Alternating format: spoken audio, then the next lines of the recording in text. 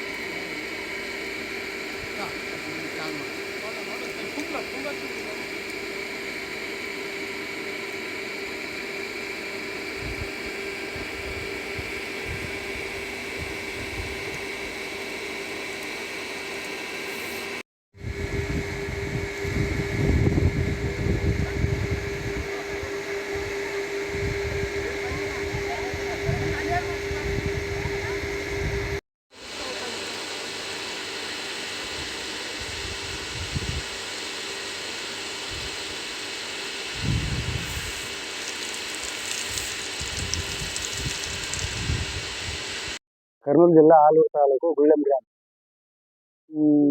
అంది వేదావతి అందిరి అని ఇక్కడ కర్ణాటకము ఆంధ్ర బార్డర్లో ఉంది. అది పెద్ద దేవాలయం ఉంది గుళ్ళెంలో. దేవాలయానికి భక్తులు దండికి వస్తున్నారు. ఒక గురువారం వచ్చేసి 10 లక్షల జనం వస్తున్నారు. అమావాస్యకు వచ్చేసి 10-12 లక్షల జనం వస్తున్నారు. కానీ ఈ దావ లేకుండా దానికి చాలా ఇబ్బంది పడుతున్నారు. కానీ దయచేసి ఏ ప్రభుత్వం మారినా ఇది మారలేదు. దానికోసం దయచేసి మీరు మాకు సహకారం ఇచ్చాలని కోరుతున్నాము. కానీ 10 లక్షలు సంవత్సరానికి 10 లక్షలు పెట్టి రైతులే చేపిస్తున్నాము ఇక్కడ ఇంత వేదావతి నది. అందుకోసమే దయచేసి మీరు ఈ ప్రభుత్వం కానీ మాకు శాసనం కావాలని చేపియాలని కోరుతాం. శాశ్వతం బ్రిడ్జి చేపియాలని కోరుతున్నాం మేము. గ్రామ ప్రజలు, పసుపుడు గ్రామ ప్రజలు, చుట్టుముట్ట గ్రామ ప్రజలు అందరూ చంద వేసుకుని ఈ కార్యక్రమం చేస్తున్నాము.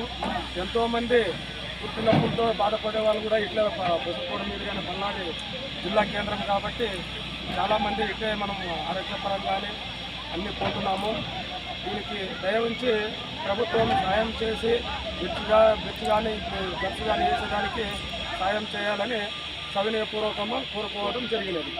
ರಾಜಲಿಂಗೇಶ್ವರ ದೇವಸ್ಥಾನಕ್ಕೆ ರಸ್ತೆ ಮಾಡುವುದಕ್ಕಾಗಿ ನಾವು ಇಷ್ಟೆಲ್ಲ ಪ್ರಾಬ್ಲಮ್ ಬಿಟ್ಟು KCP ಒಂದು ಡಾಕ್ಟ್ರುಗಳು ರೈತರು ಆವೇಶ ಬಿಟ್ಟು ಮಾಡ್ತಾ ಇದ್ದೀವಿ. ಒಬ್ಬ ಸಹಾಯ ಮಾಡಿರಲ್ಲ ಗೌರ್ಮೆಂಟು. ತಿಪ್ಪಸಾಪಗ ಗಾಜಿಗಪ್ತಾತ್ಗ ಗುಡ್ಲೆಂ ರಾಜಲಿಂಗೇಶ್ವರ ದೇವಸ್ಥಾನಕ್ಕಾಗಿ ಮಾಡ್ತಾ ಇದ್ದೀವಿ. ಮತ್ತು ಅದು ಗೌರ್ಮೆಂಟು ಏನು ಆವೇಶ ಬಿಟ್ಟು ಏನು ಮಾಡ್ತಾ ಇಲ್ಲ. ಇದನ್ನು ಗೌರ್ಮೆಂಟ್ ಸರಿಯಾಗಿ ಮಾಡಿ ನಮಗೆ ಸಹಕಾರ ಮಾಡಬೇಕಂತ ನಾವು ಕೇಳ್ಕೊಳ್ತೀವಿ.